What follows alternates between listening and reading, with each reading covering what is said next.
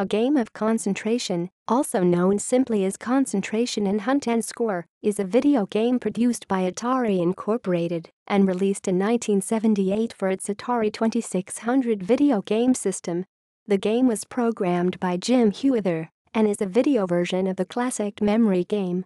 It was one of a handful of games that used Atari's keypad controllers. Gameplay.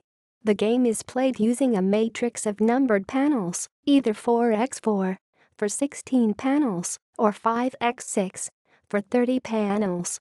Using the keypad, players enter the number of the panels they wish to reveal.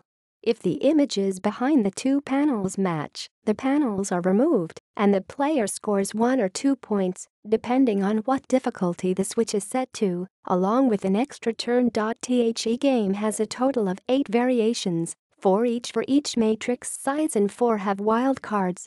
Each matrix can be played by either a single player or by 2 players taking turns. In single-player games, the player attempts to clear the matrix with as few incorrect matches as possible. Also, players can enable wildcards that will match any image on the board. Ports.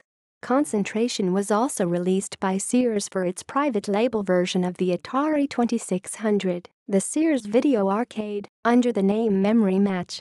In August 2010, Microsoft announced plans to re-release the game for its Game Room service on the Xbox 360 and on Games for Windows Live. References.